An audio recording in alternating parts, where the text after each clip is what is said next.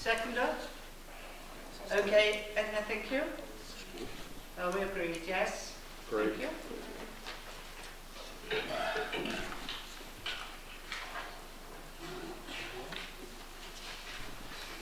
Right, the next item, we're taking, or we'd like to take item 13D to J on block.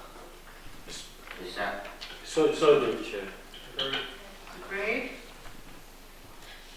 I'd like to move those chairs, just with bearing in mind the amendment to Appendix E on the charges that were circulated in advance, obviously just moving with that amendment. Right, thank you very much, Councillor. Seconder? Sorry, yes, seconded. Okay, Councillor Douglas. All agreed? Oh, Oh, that'd be quite a turn for events. oh, she's going to speak in that case. I thought it was on the... That'd be a quick meeting, Chair. Okay. Right, okay, thank you. It's my pleasure tonight to present our corporate plan, our budget and our medium-term financial strategy. I joined this council in 2012 when we first took administration, and all the hard work of the last 6 years have led to this budget tonight.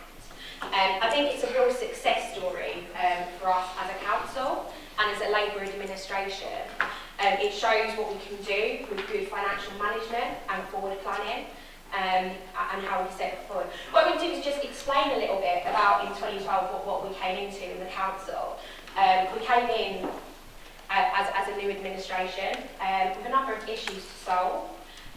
We had a number of discretionary services that were only funded for that year. The Playhouse and Pets Corner. There was no more money in the budget that was there. That's a fact. It was what in your budget you moved the year before. And we came in a place that was uncertain. Everyone knows that we've been hit by austerity since 2010, and this council was struggling. We're in a place where we were having to make decisions that were very difficult. We took a long-term view of some of the decisions we've made since then.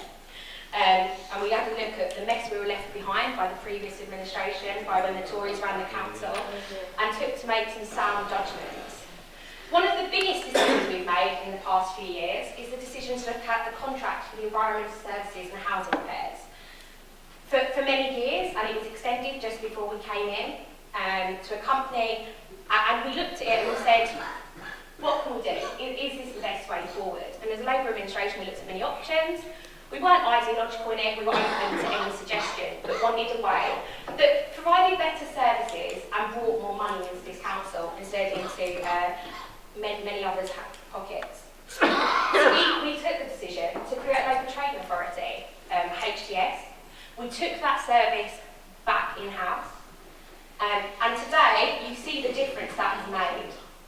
Not only have we got the original contribution that we had in this budget, we've had additional money. Now, what that means is the extra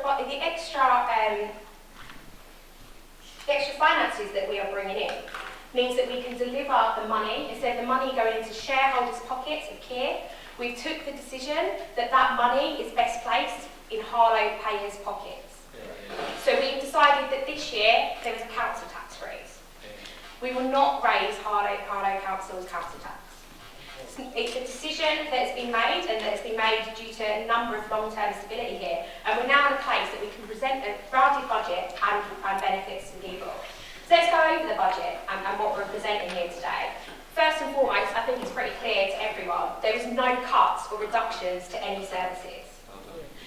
On top of having no cuts and reductions, we've actually managed to find a £1 million pot, which we will put into investment to look after and tidy up the neighbourhoods and estates across our town. We've listened to people, and the way our town looks matters. And we're going to use that £1 million investment to really clean up our streets and clean up the area because of Harlow, the town that we love. It's really exciting that we can present a budget with the long-term funding for the Playhouse and for Pets Corner. As I said, when we came in, there was only 1 year funding on these services. And while it was a clear aim of this administration to look after the short and medium term, we always said we would find a long-term solution, and this year we have it. It is back in our general fund, it is funded for years to come and properly funded. We've made permanent the funding of the 3 community safety officers that work in the shopping districts across Harlow that we introduced last year. That is a permanent success of us. Last year was special for Harlow. It was our Harlow 70, and we saw fantastic events across the town. It was a real win. And I've got to say, the highlight of my year was the street carnival back in Harlow in July. And it was our pleasure to put that permanently in the budget. So every year we will have an annual street carnival in Harlow to celebrate all that is great and good in our town. Yeah.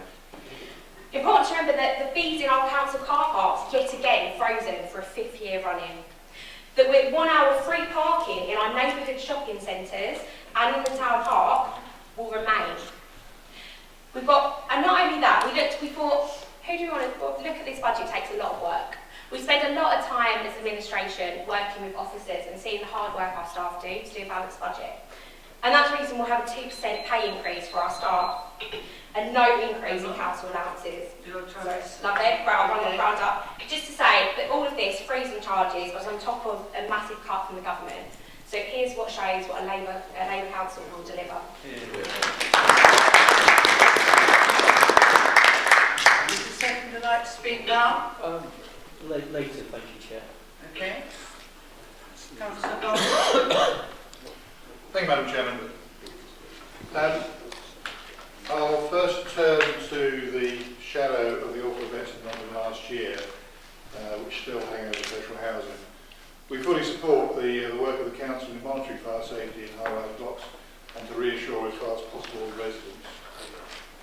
Our Council has a fine experience of managing these buildings and adopting good practice, and we obviously support the moves in this year's budget. I'm now moving to move the amendment. Residents tell us that one of the most important priorities is housing. Over the past few years, this Council has talked around the issue of housing supply. The Conservative opposition is ready and willing to support investment in new council houses to inject much needed supply.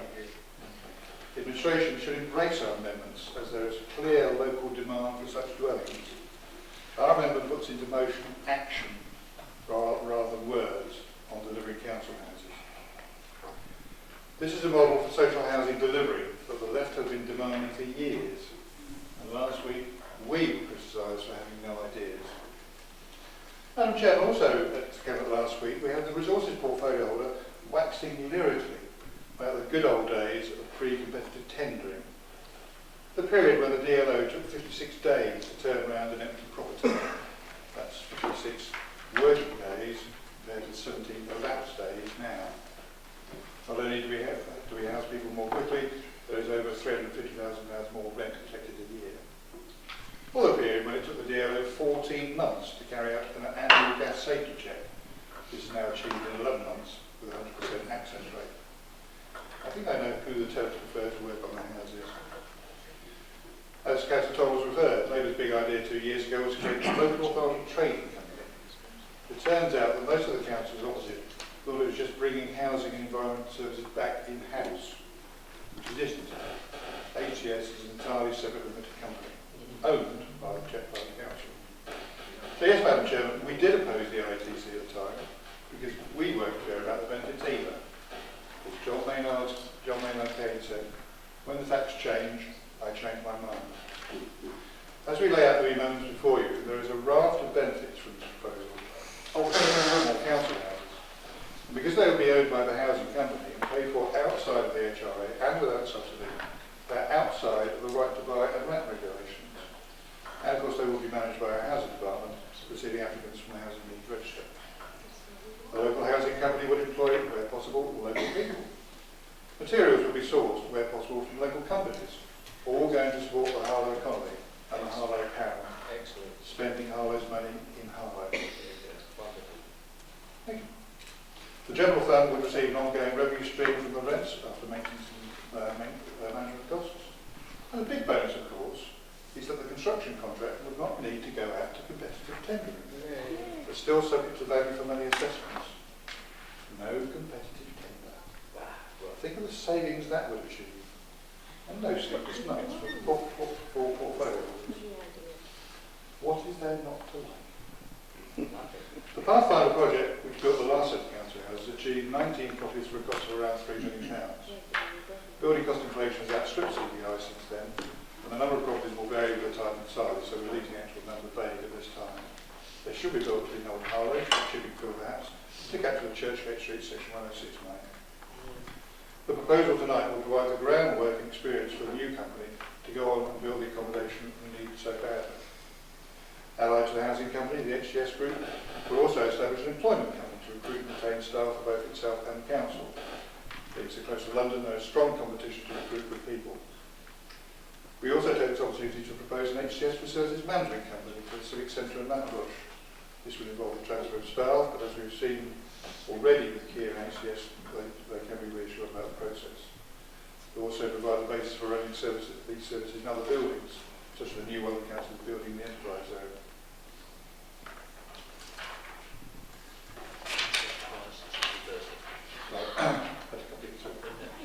Madam Chairman, this amendment provides a golden opportunity for the council to literally build on its innovative approach to procurement. Voters would justifiably ask why a council, a Labour council, would ignore it. Is it perhaps, Madam Chairman, because they don't do the detail?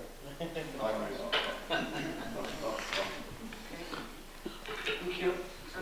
Have I got a seconder? Secondly, to reserve my right to speak, Madam Chair. Thank you.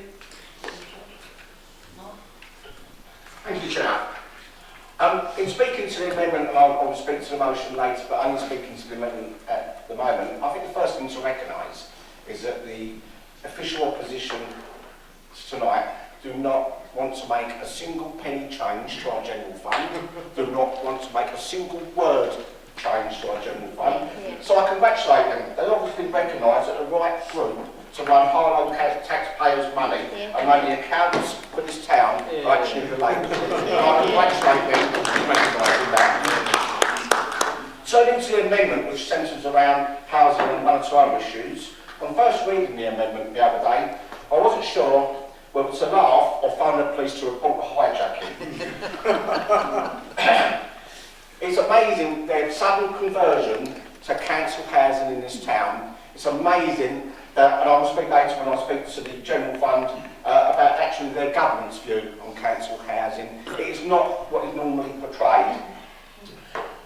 If they would have cared to look at the corporate plan, which is in front of everyone tonight, in front of the town for voting on, you'll quite clearly see that there's some words in there what this group, this administration feels about council housing, which is more housing available in Harlow with a wider choice of housing types of all tenures, which are affordable, social rented and council housing.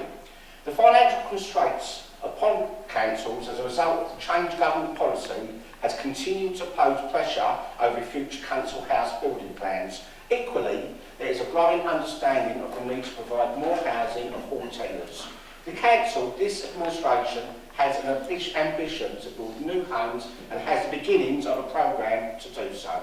Initial work to provide HRA accommodation includes a conversion or modernisation of properties in Hare Street Springs and Collins Meadow, which are in Hare Street and Little Parliament Ward, to provide more temporary accommodation, to provide extra accommodation in Partridge Court, which is in Todbrook Ward. In 1918-19, we'll be undertaking work at Summers Farm, which is in Kingsmorton Summers Ward, to provide 6 more units, which are all going to be for social renting, for council renting. Top priority for me and this administration is housing, and importantly, building council housing. As I have said many times, we are seeking all opportunities and options. This is with all partners as part of the development of the local plan and maximising every opportunity. I've already allocated money within the budget in the short term. The strategy is to develop a proposal that outlines funding of any future programme for the local plan. A timetable, no matter whether in or out of the council geography area. A timetable is being produced to maximise every opportunity. The establishment of HTS provides the opportunity to explore options for future commercial delivery vehicles, which include council and housing regeneration companies. The shareholders subcommittee is the right vehicle to explore HTS commercial opportunities. The budget process is the wrong vehicle for being used for the Conservative alternative budget. I'd also like to congratulate them, by the way, for their conversion to HTS. It was this administration that had the forthright, the inventors left, and the hard work to bring up this idea. They wanted to carry on with giving shareholders of some private company any profit going. We wanted to put that money, that dividend, that profit back into this town, back to the people of Harlow. Also, their amendment seems to say it's such a... I didn't know whether it was the Conservative group or the Conservative group of Old Harlow. I have nothing against the people of Harlow. They deserve more council housing as well. We, as an administration, want to see council housing in all areas in Harlow, not just divide it up to one particular area. As you can see, Chair, I will not, and it's good, will not support it. It's just simply trying to get good press, good publicity for our administration and our way forward. It's not town-wide, we are town-wide. Thank you very much. Will any forum councillor Douglas, please? All right. Well, I haven't really got much to add to what Mark said on the amendment. I've obviously reserved my right to speak on the main motions, purely on housing. This road to Damascus of Saul to Paul is music to our ears on this side. Of course, we should actually have an organisation that actually maintains our accommodation directly. Let's remind ourselves, 10,000 houses in Harlow have been sold over the years because of the right to buy. People out there now rent those former council properties, and in fact they pay over twice as much as the average council rent. That's the score of continual Tory policy on rents. It's interesting. If there's this sudden conversion in regards to what new housing policy should be, I'm pleased to hear it, but perhaps you might tell Robert Halford and perhaps you might tell your friends at Westminster exactly why they should also change their policies and start talking about council rents, council housing and building council housing. And it's interesting, as Mark said, there was complete opposition from the leader of the group in regards to HTS. If this is a conversion in regards to contracts, I'm once again very, very pleased to hear it. We've seen Carillion, we've seen the other problems in the news only today in regards to Capita, and it's not a way forward. All the privatisation that's been going on is now all coming home to roost. Putting money in shareholders' pockets from public sector just to do public work is not the right way forward, and we need to actually address that. We will do exactly what Simon said, but we will do it town-wide. And we've already got the plans there to do it, and HTS is the very vehicle that we plan to do it with. And you know that, as one of the directors, as much as the other two directors know that as well. No, we don't. Councillor Durkin? Thank you, Chair. As the Cabinet Member for Regeneration, I stand amazed that the Tories in front of us have had this amazing U-turn, that they've suddenly realised that council housing is important to a community. For decades they have destroyed the council house framework. The MP is still campaigning for the rights to buy. So I do think, even though I am amazed that they have now suddenly, at this moment in time, seen the light, I think the vast majority of people in this community would have no flack or credibility with the Tories for the destruction that they have caused to our community over generations. I also feel it is foolhardy to be actually allocating specifically in relation to, we'll build this and we'll build it there.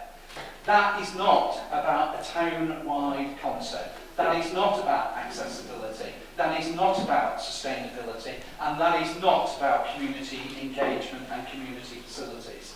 This does need to be a town-wide approach. We will be building new houses. We will be building all types of new housing. And absolutely, they are sharing our aspiration that they will be council houses as well. But for them to try to get onto the back of what this Labour administration has done is foolhardy and has no credibility in the eyes of anybody, and that is the simple truth.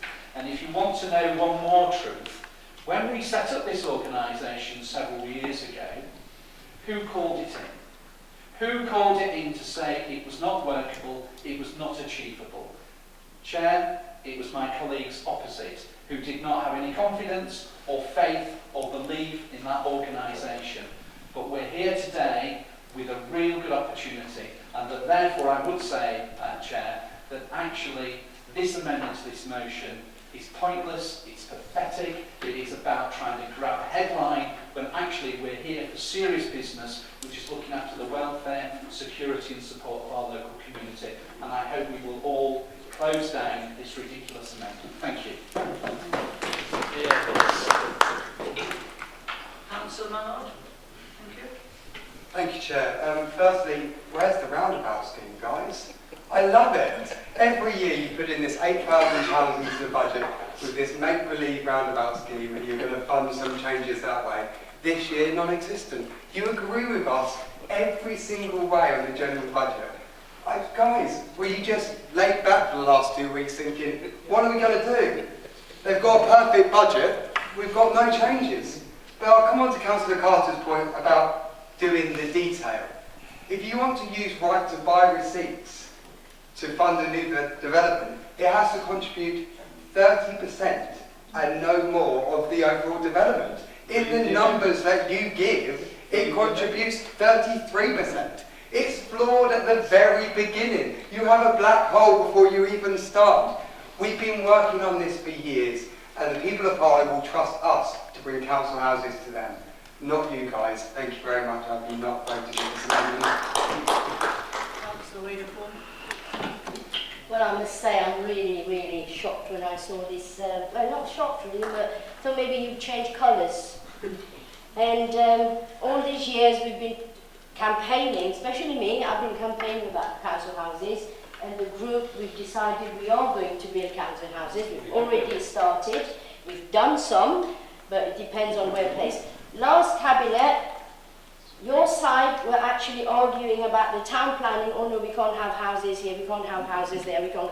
So if you want to build council houses, you need to agree where it get built. We know what we're going to do. And Councillor Carter, I remember 2012, I was with Defend Council Housing when they were outside lobbying us for council houses. You actually asked me the question, why do we need more council houses? So now you've actually converted. Well done for converting, or should I say reverting. And so I'm not going to support this because we're already doing it, so there's no point. You couldn't find any problem in our budget, that's why you had to bring something that we already got. So you have to put in and have a big splash on your Harlow. Thank you.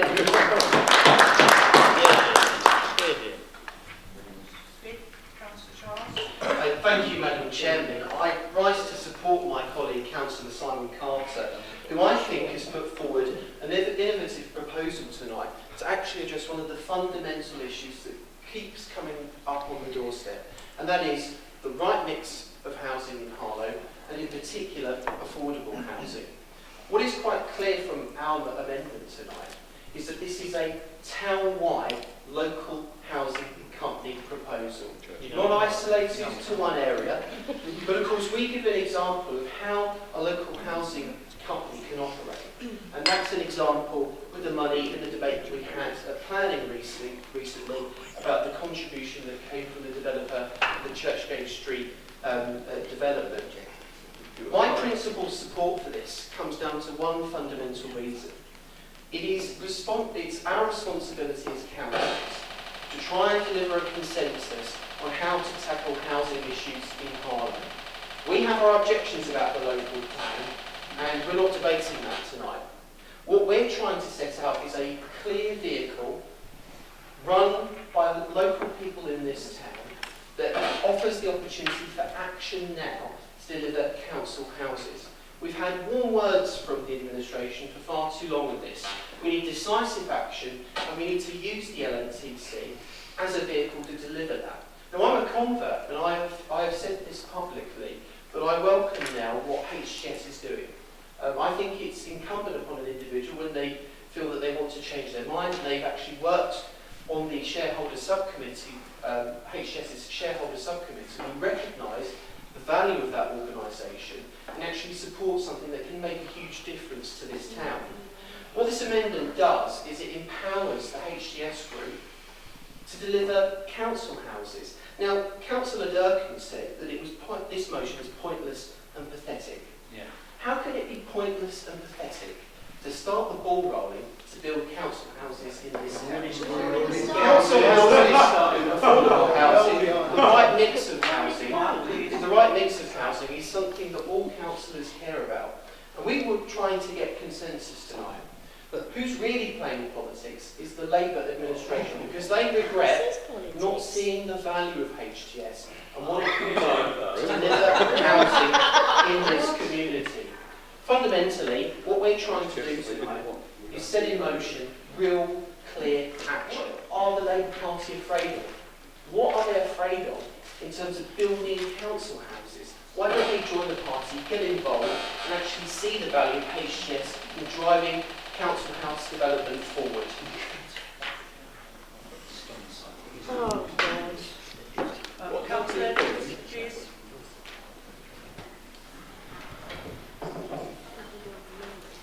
First of all, I want to put this in a little bit of national context.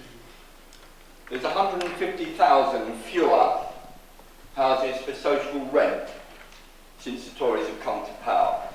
It's 150,000. That's according to the Chartered Institute of Housing, just in case you want to know where my sources have come from. In the last year, there have been 10,000 fewer local authority houses for rent nationally. That's the context in which this debate is taking place. I welcome Joel Charles's conversion. In fact, so much so, I think that Gildon Way or Churchgate Street, one of the others, ought to be called Damascus Road. And perhaps at some point we'll put a little plaque up to actually sort of recognise and say, this is the point where the Tories actually recognise that there's a role for council housing and we're prepared to back it. So let's go on, hopefully we'll go on and do that at some point. In terms of just going back to where the Tory record, I find it interesting that Councillor Charles is now saying we should use its £1.3 million for council housing, when only within the last fortnight he was saying how disappointed it was at Planning Committee. How disappointed it was. Well, that's your quote, whether it's selective or not. How disappointed he was that we... Point of clarification on the comments I said at the Planning Committee, Chair, if I may. Thank you, Madam Chairman. At the Planning Committee, after the Planning Committee, I issued a statement, as Tony Owens has declared, but he has misquoted me.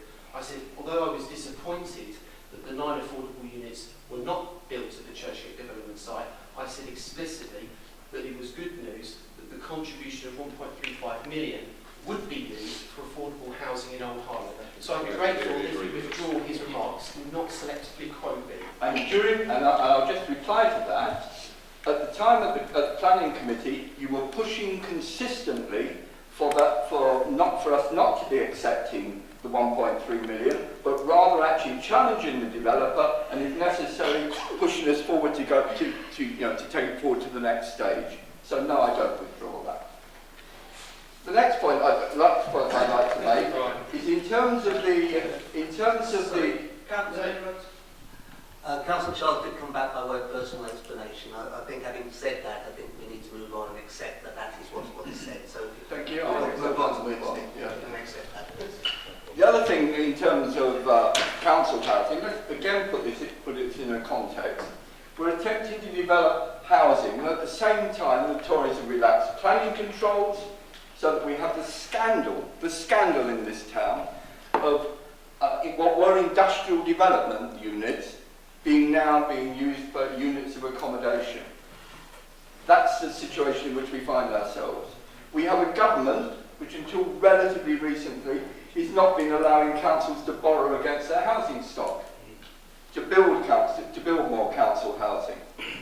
So yes, I fully welcome, in a sense, the conversion, and I'm really looking forward to the time for the conversion on their part. And I'm really looking forward to the time when they join with us to ensure that we do take forward and build additional council housing in this time, which is funded and the detail has gone into, and it's funded with a package that's put together in the right and proper way. Thank you. Councillor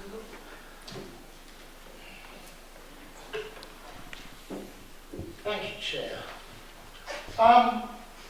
While my colleague, Councillor Wilkinson, was speaking, Councillor Charles opposite said words and no action. I'd like to just expand a little bit on the action of the Tories in government and the effect it's had on council housing. And I'll go back a little bit further, perhaps, than Tony Edwards. Because in 1979, 42%, this is important, in 1979, 42% of all Britons lived in council homes. 42%. Margaret Thatcher and the Tories came to power, introduced right to buy, selling off council houses at discount prices, and then prevented councils from using the revenue produced by those sales to build new housing stock. Exactly, yeah. Today, the results are that the proportions of Britons living in council housing is just under 8%, and Councillor Russell Perrin thinks that's funny. David Cameron's Conservative government has made matters worse. Right to buy too is simply exacerbating the problem. The decimation of council stock can be laid squarely at the door of the Conservative Party. They justified these wanton acts by pretending they would bring about a property-owning democracy. And as a homeowner myself, I have no problem at all in facilitating home ownership. Yet, the Tories' own figures show that 40% of right-to-buy properties are now owned by landlords, let out to tenants at exorbitant rents, frequently on insecure tenancies and often without proper maintenance. We welcome the U-turn from the Conservatives opposite with their Damascene conversion to the benefits of supporting councils, building council houses and protecting those houses from right to buy. Unfortunately, their proposal, limited as it is to one area, Old Harlow, lacks ambition. And so while I'm still a firm supporter of council housing, and will look at the Conservative proposal for Chippingfield with interest, although there are clearly major problems with it, I'll be voting against this amendment. Conservative councillors will no doubt look forward to Labour developing something far more ambitious for all of Harlow in the coming year. Presumably, when we've done so, we can count on their newfound support for council housing. Thank you.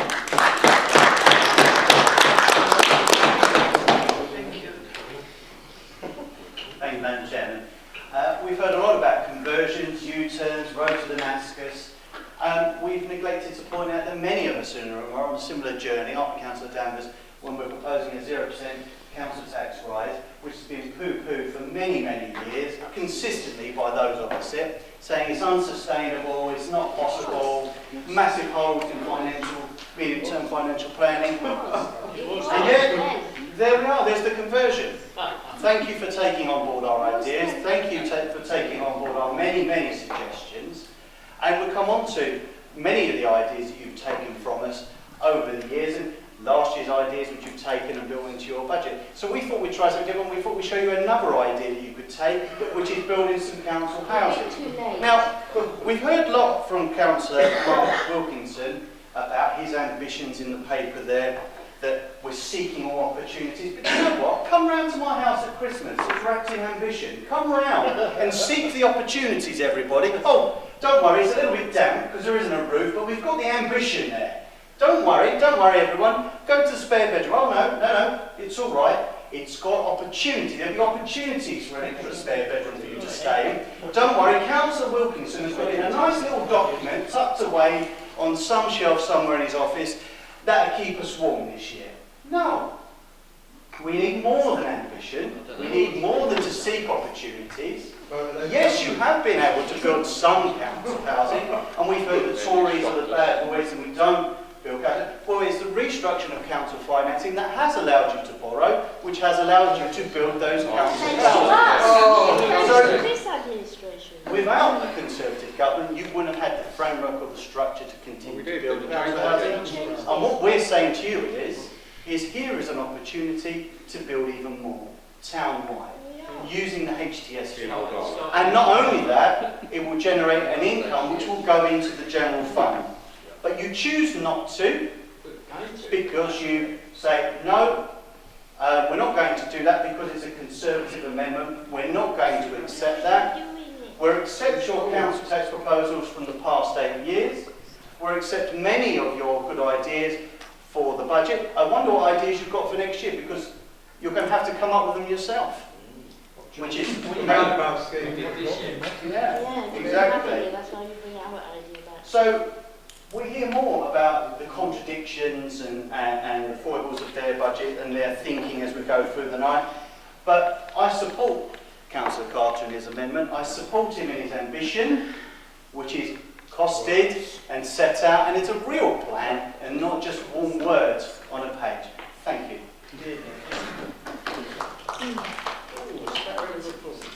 Councillor Johnson. Thank you, Councillor Livingston. In my 20 years, or my 20-year anniversary this year, and my 20 years on the council, I've experienced obviously a number of budgets. And it's usual, just like tonight, for a political bum fight across the chamber to take place. Two sides locked in ideological battle and disagreement, with vitriol being spat across the chamber. And that's certainly what I've seen tonight from the Labour Party, vitriol. So much of the kinder, gentler politics of Jeremy Corbyn. But tonight, I want to do something different, something simple. For the last 8 years, being in administration or opposition, as Councillor Perrin has said, my colleagues and I have stood on budget night and moved council tax freeze after council tax freeze. For 8 years, the members opposite have told us it's not possible, despite us repeatedly proving that it is. For 8 years, the members opposite have been telling us it's unsustainable, despite all the evidence to the contrary that my budget teams have revealed. So tonight, I have something simple to say to the members opposite. Thank you for finally listening to us. Thank you for signing up to the Harlow Conservative view that the council doesn't need to keep inflating council tax year after year. It's great to have your support for our long-standing policy of council tax freezes. So in the words of Sam Seaborn in The West Wing, let's forget the fact that you're coming a little late to the party and celebrate the fact that you showed up at all. Year after year, my group have moved opposition budgets that have been laughed at, criticised and vilified, just like tonight. And yet, time and time again, we've seen those elements of those budgets crop up in future years. We've seen our items parroted back to us the following year. So tonight, whilst welcoming your adoption of our council tax freeze, we're going to limit the chance you have to recycle our budget. But we still want to make a very important point, that the council, whoever's in charge, needs to think big, to think outside the box to solve problems facing our community. That's something I'm always pleased to say my group has been able to do, and is highlighted by our amendment tonight. One of the biggest issues that face young people today is housing, and whilst personally I'm a huge supporter of the right to buy legislation, I recognise that buying does not suit nor is affordable for everyone, and the council housing is clearly a key part of this housing strategy. For far too long there's been a view that social housing is the expertise and the preserve of the left, and we've heard that time and again tonight. But that just isn't true. Our Prime Minister has rightly argued for the rebirth of council housing.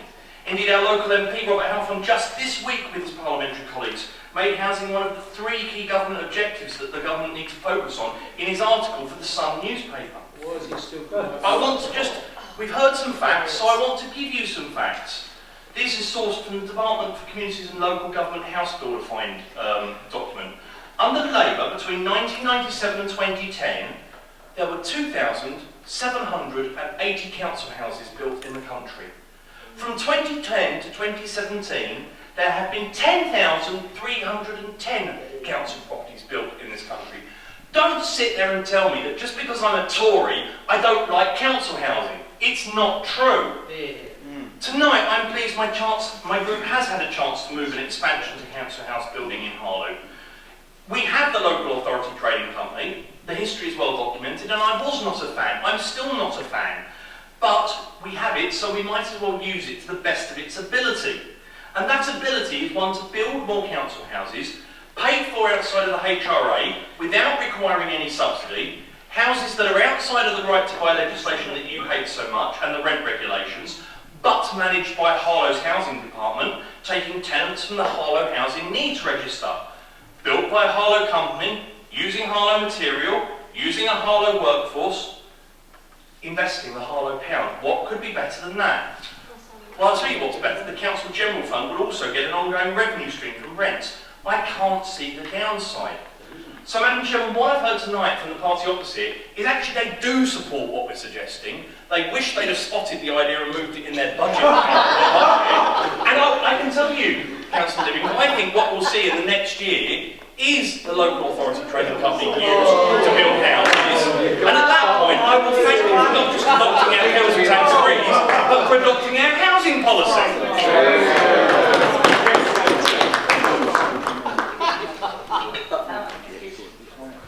Okay. I've got to say, when I saw the proposals yesterday, I thought I'd misread. I thought I'd actually read some conversations and some email chains we've actually had with this council, we've had with our partners, about using a local authority trading company to do housing. From months and confidential conversations, I can't imagine how our partners could have got confidential information that may have been shared with them through a company that we work with. And I really hope that no breaches have been made in confidentiality, because that would be a very serious issue to look at. It's just a minute. Yes, it is.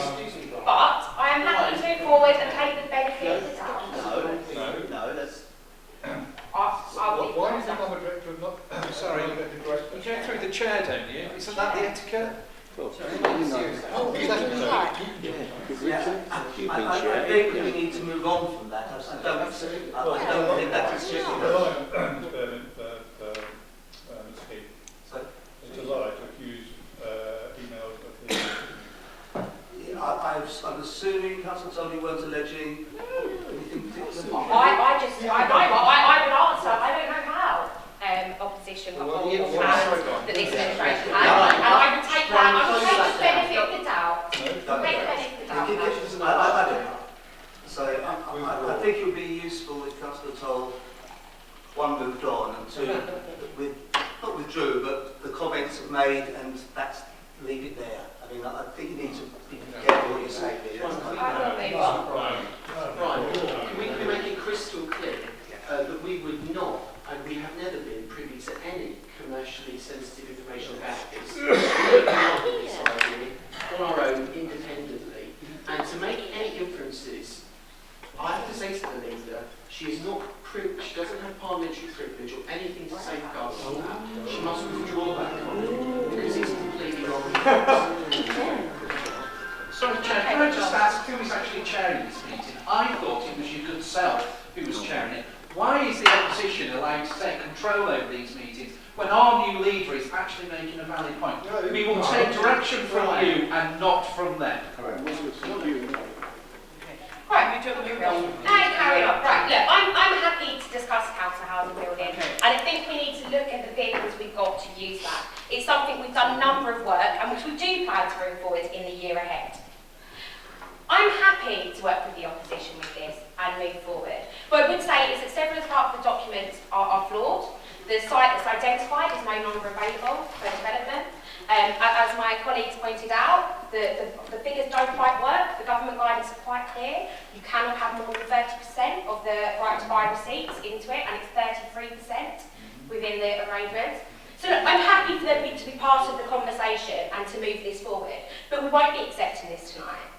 We will be looking forward in the year ahead at how we build more council houses. We've built the first in a generation, and we're desperate to build more.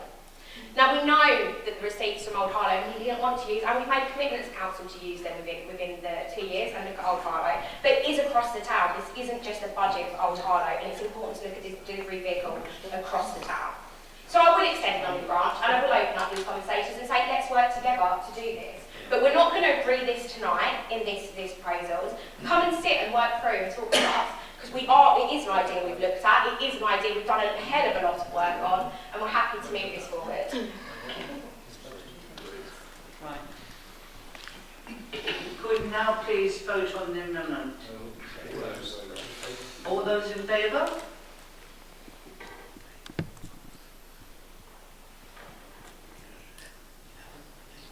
All those against?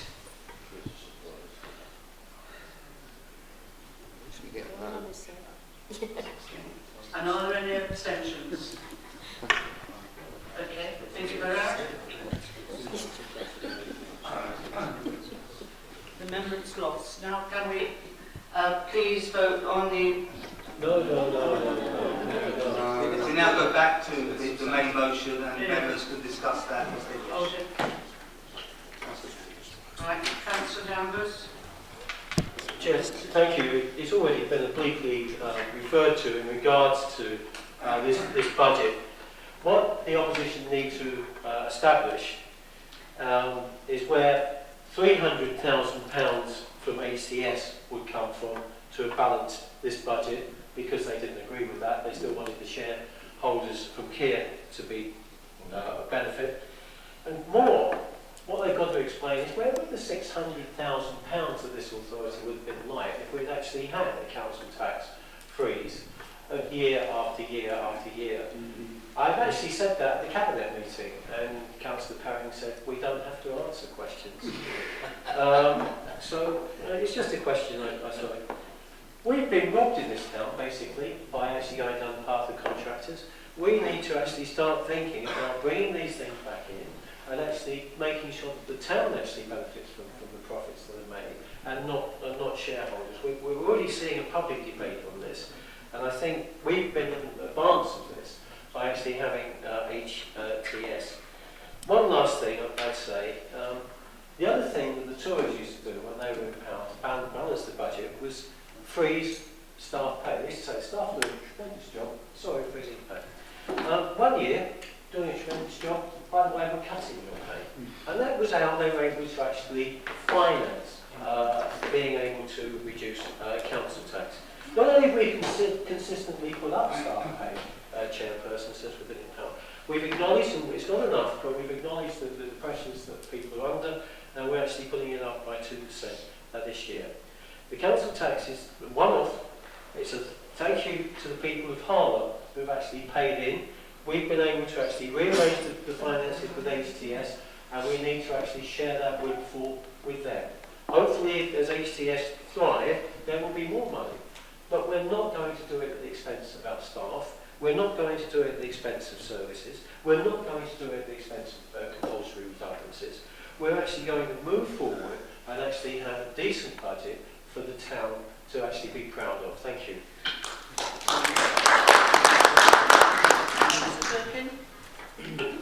Thank you, Chair. Again, as the Cabinet Member for Regeneration, I think the first thing we would all support are grateful thanks to all the officers and all the staff for all the efforts and help they have been able to provide all of us collectively to be able to put these issues in.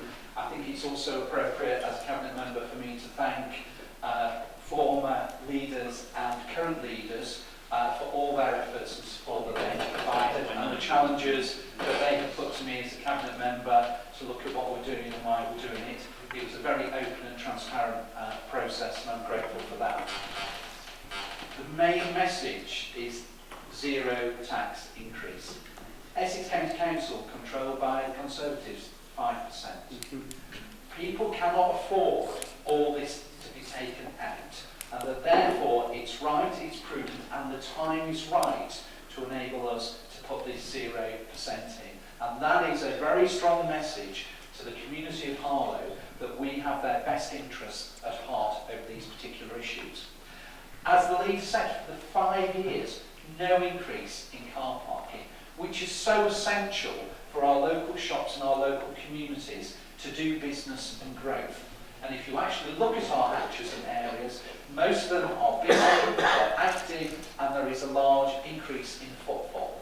But we can't stop by just saying car parking.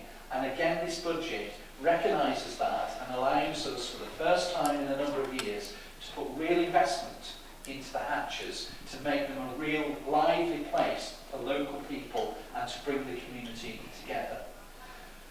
When you're out on the streets and when you're out canvassing and when you're out talking, but more importantly as councillors, when you are looking, you do see that there is a desperate need for us to start cleaning up our estates and our areas. I had the pleasure or the displeasure of going to Millwoods a couple of weeks ago, and it is a very sad, neglected area that needs support and help. And some of this can be easily done by putting teams of people in there to freshen up. It may well be that we might need to wash walls down or something, but it's simply not good enough that our local community are walking and living past these things every day and every night without us being able to do something constructive and helpful to those local communities. And because of the budget and the way that it's being formulated, this allows us for the first time to get really active, really involved, and to make those differences. It's absolutely wonderful that we've also been able to bring the playhouse back into house, because I was there a few weeks ago, and what the management team there and what the staff have done has really been a silent revolution over the activities there, and we should applaud them and we should thank them, and I believe under our leadership we are showing that commitment to them, that we actually believe in them, and that is why we're investing in the future. So this budget is about aspiration, but it's also about challenge. This budget shouldn't just be about building new, but it should be about renewal.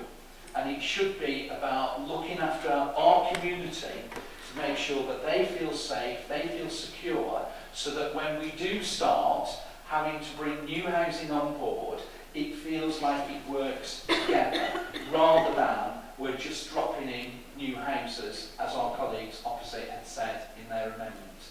So I welcome this budget. I think it's great news for Harlow. It shows that Harlow is working. As the Cabinet Member for Regeneration and Enterprise, it sends out a clear message that Harlow is open to business, but also this Labour administration is open to new investment, new opportunity to make Harlow the greatest place it possibly can. So I welcome and support this motion tonight. Thank you. Anybody else wish to speak?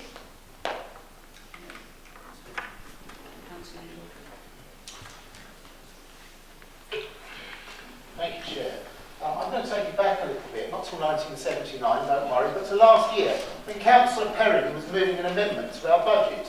And he said of us, they always complain about the cost of living, and yet every year they refuse to do anything about it. They have the power to do something, but they refuse. Well, Councillor Perrin, we have done something about it. We brought maintenance services and environmental services back in-house with HTS, so that Harlow money is spent with a Harlow-owned company and profits can be ploughed back into Harlow. The beginning of the end of the costly Conservative agenda of outsourcing services. The formation of HTS was an initiative introduced by Harlow Labour and opposed by the Harlow Tories. The dividend from HTS has had the direct result that the Harlow component of our residents' council tax can be frozen.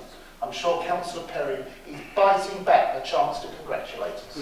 But that's not all he said in his speech when criticising last year's 1.99% rise in the Harlow component of the council tax, a rise that added about 10 pence a week to a Band D household. He said 1.99% is an odd figure.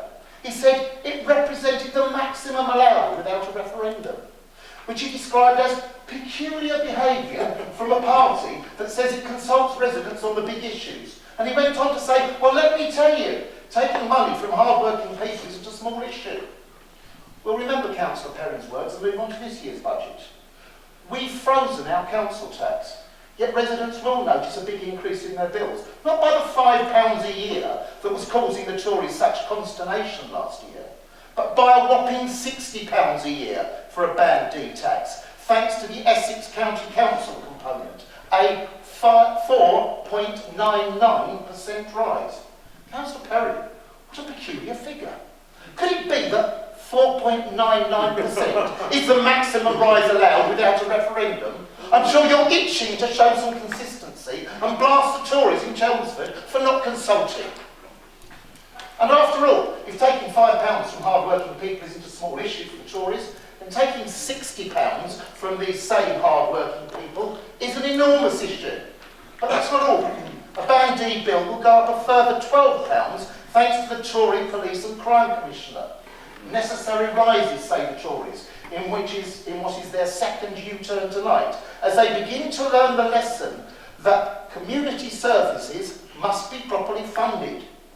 And why are council tax bills going up? Because a Tory government has underinvested in social care, in infrastructure, in the police and in our fire service. And they've done this so they can cut taxes for the very rich and corporations and transfer the costs of providing services via a Tory council and a Tory police and crime commissioner onto Harlow residents. This is a successful budget introduced by a prudent Labour council with a strategic plan which goes just a little way to address some of the cataclysmic failures of a Tory police and crime commissioner, a Tory county council and a Tory government. I shall be supporting the motion.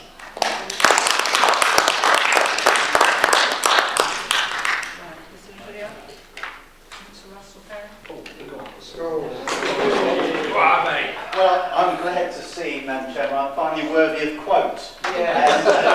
I must have done something worth saying to have my words thrown back at me. We've heard lots tonight, talk of flawed beginnings. Well, let's take a look at some of the things that Councillor Toll's spoken about tonight. I never heard so many contradictions in one person's statement. She accused us of, when we were in administration, of only funding the playhouse for 1 year. We funded it from the general fund, and the general fund only lasts for 1 year. That's the budget. We created the Big Society Fund, where we put many millions of pounds to fund these things for years into the future. We were lambasted for doing so. And now we have a Labour administration that's bringing those things back into the general fund, and that's sustainable. It beggars belief, the contradiction abounds. Now, I don't mind the playhouse being funded from the general fund. I don't mind it being funded from the discretionary services fund, so long as it is funded.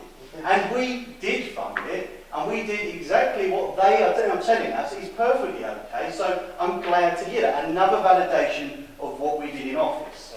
That's great. We like to get history lessons from Councillor Ingle. It's very good. He went back to 1979. I'll go back, but not quite as far. I'll go back to 2008, when we had to move a mini-budget in administration because there was a major gaping hole in the council finances, and it's in all the newspapers. You can actually read about it, Councillor Turpin. It's real. It's not made up. There was a £1.8 million financial black hole that we had to deal with. When you took over from us, there was no financial black hole. You talk of austerity. We had one of the biggest crashes in modern history to deal with, and we were still able to deliver frontline services, maintain services, improve services, and deliver that 0% council tax freeze that residents needed desperately at that time.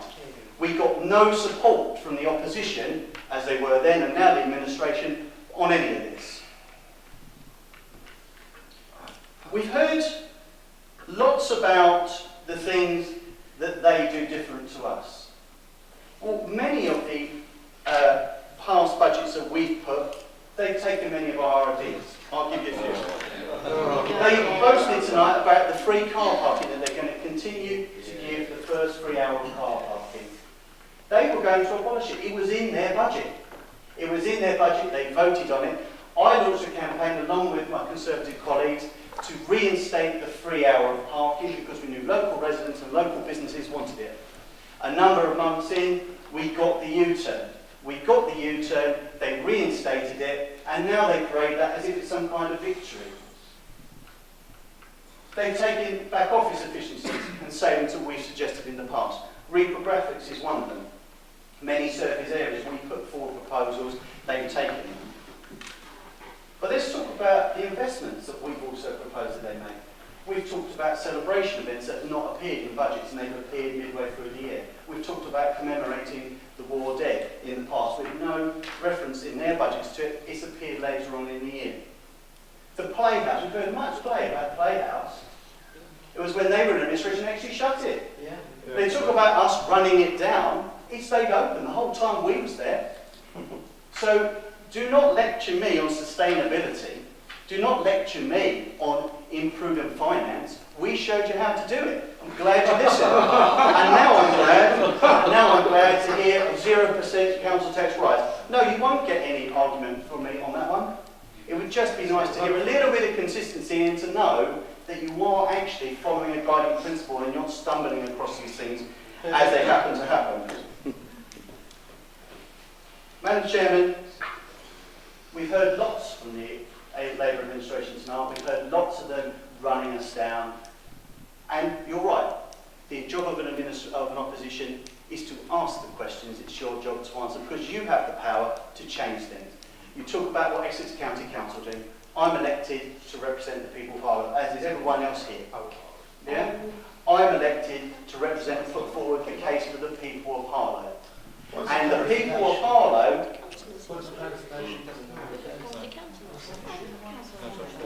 You can do personal explanation. I don't know what's Personal explanation. It's not been quoted. It's not been quoted, so it doesn't actually apply.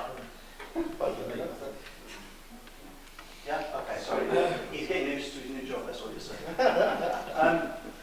So...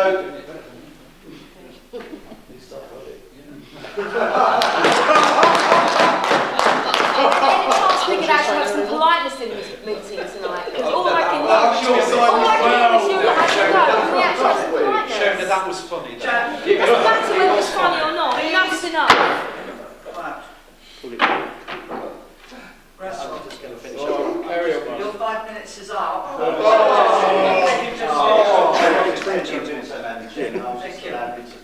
Thank you. So, in essence, Madam Chairman, we've heard lots of contradictions tonight.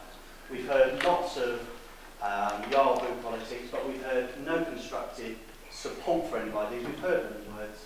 Madam Chairman, that's why I believe we're the credible opposition and the credible future administration of this council. Thank you very much. Well done. Is there anybody else who wishes to speak? Okay, Councillor Watson. Thank you, Chair. I was only going to rise to speak about the housing side and the capital funds that were in front of us tonight, not so much about the general fund and the budget that's in front of us tonight, because obviously everyone in this room agrees it's a fantastic budget. You didn't make any opposition to it or any amendments to it. But before I speak about housing, I just will take one statement that Councillor Perrin made, and that is about the famous 2008 black hole. And he's correct, it was all over the papers. It was all over the papers because you all put it all over the papers. It's quite ironic that it was in the paper, but the Audit Commission in 2008 couldn't find this black hole. So it's quite amusing, that to me. Returning to the housing and capital housing documents we have in front of us tonight, I think it would be remiss of me not to go on to one or two elements of it. I think mine back to the really sad events in Kensington last June and the Greenfield fire. A very sad day for all of us. We've had to this year in our capital programme, working alongside Councillor Danvers and the finance team, the housing team, we've actually put £2.8 million aside because we want, once the not one but two inquiries into Greenfield fire come into place sometime this year, it's clear that we're going to have to, there's going to be some very clear directions of us to go. Now it is quite clear as well that the 14 town blocks within this town are inherently safe, and I welcome all the work that we've done on that in the last 12 months, which has actually been recognised on national TV. But what does sadden me, on an event like this, is that the Conservative government are going to put all these issues on us, are going to put all these things we've got to do. Sprinklers have been mentioned, I believe, but they're not going to give us any money towards it. What is clearly being said at the moment is that any implications of the Greenfield inquiries, local authorities will have to fund that. That is wrong. It is not right for governments to impose issues on local authorities and then expect the local authorities to find the money. So we've had to put £2.8 million aside to deal with any possibility of the Greenfield outcome. Homelessness Reduction Act, which will have to come out. None of us in this chamber, and I mean this honestly, none of us in this chamber would think that doing something to improve the situation nationally and in Harlow about homelessness is the wrong thing to do. It's obviously the right thing to do. We've been ranked, Harlow was ranked 36 by a recent shelter survey of having the worst homelessness issue around. And I welcome any government trying to do more known about the homelessness, actually to prevent homelessness. But again, this is going to be the same issue of any Grenfell inquiry. The government in April this year are going to enforce the Homelessness Reduction Act on all local authorities, and guess who's got to foot the bill? We've got to foot the bill, which is inherently wrong and should never happen. I've also, as I said earlier in our debate about the Conservative amendment, which was only about housing, I have allocated money for building council housing, and this administration has a proud history of building council housing. My predecessor, Councillor Truan, under his guidance, we built the first council housing in this town for 30 years in Mark Hall Ward, something we're very, very proud of. If we look at the history, and we've all been given history lessons tonight, let's look at 2008 to 2012. Ill-fated Conservative administration. How many council houses did they build on new converts to council housing, by the way? None. How many plans did they put in action to build council housing? None. And Councillor Andrew Johnson, leading the opposition tonight, has finally admitted that it's taken 8 years for Robert Halfon to recognise we need council housing, which I find quite amusing in some ways. We are about action, not words, Councillor Charles. This tonight has proven that we have a capital programme that will move forward, be resilient for this town, be robust for this town, and will move forward to build council housing.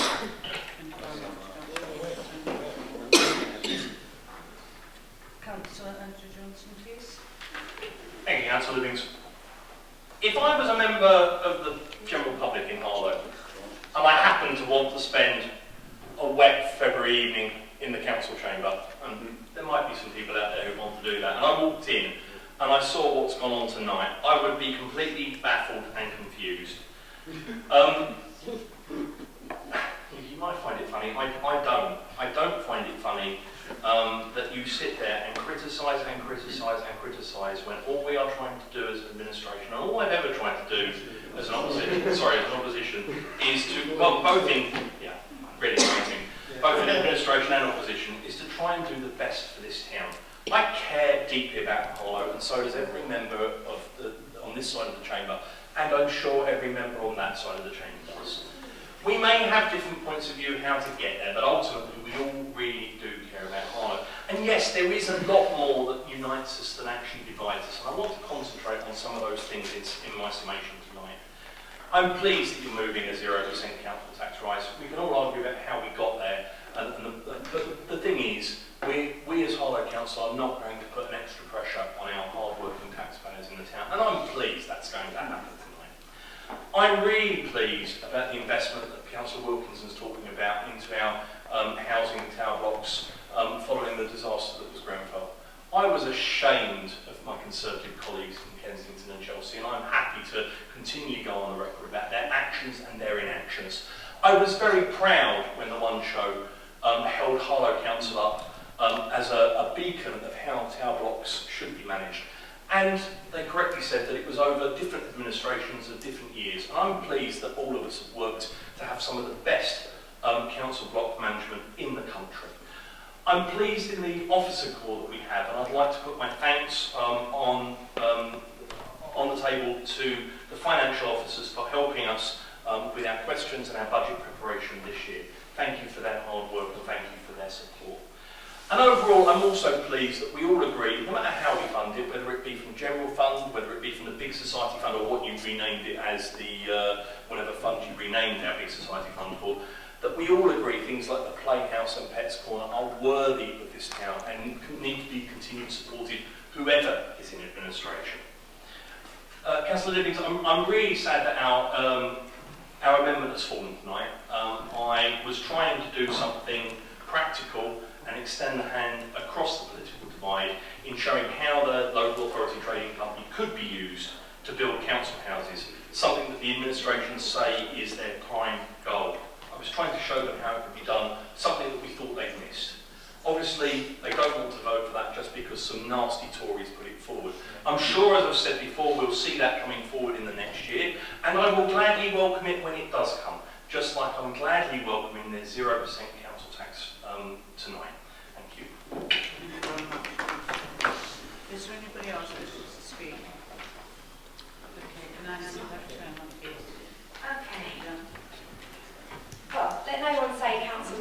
boring, if that's fair to say. Okay, look, we've had a lot of debate tonight about where we are in the budget, and I think we can accept it's a good budget, it's a strong budget, and provides financial security. What I don't want to take for granted the position this council has been in. So in the past 5 years of administration, we've had from the government cut £3.3 million from our general fund. That's equivalent to a 52% reduction in the funding from government. So that we've got less than half the funding that we had when we came in 2012. And that's important to remember when we look. There hasn't been services cut. We've managed to keep the discretionary services, and many services like the Playhouse and the Pets Corner, our community safety team, our youth council, many things that we don't have to do as a council, but that many people recognise the council for. That is all a really positive thing, and it's been done in difficult times. That's been done due to solid council, and I will thank both my predecessors in leadership that have stood behind before here and presented budgets before me for the past 5 years, from my cabinet colleagues and the previous cabinet colleagues, and from everyone on this side, and to the opposition, because we have gone backwards and forth, but we do come forward as a stronger council. We're in a place that this Labour council has delivered secure financial stability. That stability has enabled us to bring forward a company that is to providing services to people in Harlow and putting that money back into the taxpayers' pockets. It's not going to shareholders anymore, it's coming straight back into the council. Let's celebrate what is great about Harlow, and I hope to see you all at the carnival when it becomes our yearly function. I think this is what our administration sets forward. Our corporate plan lays out some ambitious plans. This is not the last of innovation and ambition you've heard from this administration. And I would thank the opposition. They're a great opposition, and I really hope they stay that way.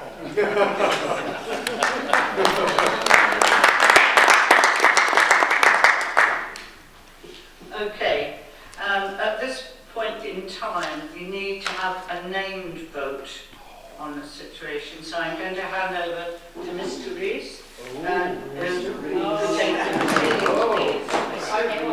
So when I call out your name, please state whether you're voting for, against, or abstaining. David Carter. Abstain. Simon Carter. Abstain. Joel Charles. Abstain. Nick Churchill. Abstain. Jean Clark. 4. Mike Danvers. 4. Bob Davis. 4. Tony Durkin. 4. Tony Edwards. 4. Waylon Foreman. 4. Tony Hall. Abstain. Maggie Holku. 4. Mark Dingle. 4. Andrew Johnson. Abstain. Eddie Johnson. Abstain. Shona Johnson. Abstain. Sue Livins. Abstain. Dan Long. Abstain. Stephen Mullard. 4. Russell Perrin. Abstain. Danny Purton. 4. Lainey Shears. 4. Clive Souter. Abstain. John Strachan. 4. Edna Stevens. 4. Emma Toll. 4. Phil Waite. 4. Mark Wilkinson. 4.